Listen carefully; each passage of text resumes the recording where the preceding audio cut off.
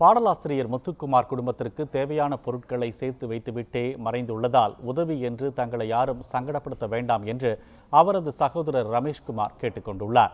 இது தொடர்பாக அவர் வெளியிட்டுள்ள அறிக்கையில் தங்களது பிள்ளைகள் மீது பரிதாப பார்வைகள் வீசப்படுவதை விரும்பவில்லை என்று கூறியுள்ளார்.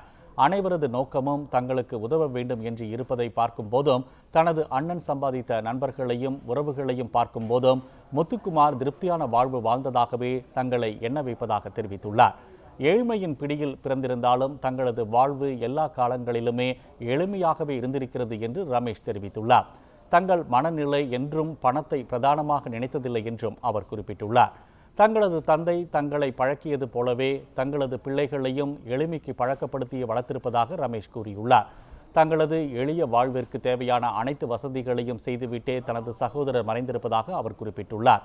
கடன் இல்லாத வாழ்க்கை என்கிற ஒன்றையே இறக்கும் வரையில் முத்துக்குமார் கடைபிடித்ததாக ரமேஷ் தெரிவித்துள்ளார்.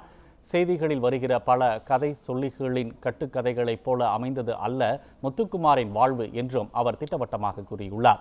முத்துக்குமாரின் வாழ்வு நெறிமுறைகளுக்கு உட்பட்டது என்றும் தனக்கான ஒழுக்கத்தை வாழ்வின் எந்த ஒரு தருணத்திலும் முத்துக்குமார் தவறவிட்டதே கிடையாது என்றும் ரமேஷ் குறிப்பிட்டுள்ளார். எனவே தயவு செய்து வரலாற்றில் முத்துக்குமாரின் வாழ்க்கையை தவறாக இடம்பெற செய்து விடாதீர்கள் என்று அவர் உருக்கமாக வேண்டியுள்ளார். இழவு வீட்டில் இழந்ததை விட கதை சொல்லிகளின் ஆதரவு கதைகளும் கடிதங்களும் தங்களது இருக்கிற வாழ்வையும் தின்று தீர்க்குமே என அச்சம் ஏற்பட்டுள்ளதாக ரமேஷ் தெரிவித்துள்ளார். எனவே பிள்ளைகளை தங்களது பிள்ளைகளாகவே தங்களது பிரியத்துடனேயே வளர்க்க விரும்புவதாகவும் அவர் குறிப்பிட்டுள்ளார். அதீத அன்பினால் பல்வேறு தரப்பிலிருந்து உதவிக்கரங்கள் நீள்வது எங்களை மேலும் சங்கடப்படுத்தவே செய்கிறது என்றும் ரமேஷ் கூறியுள்ளார்.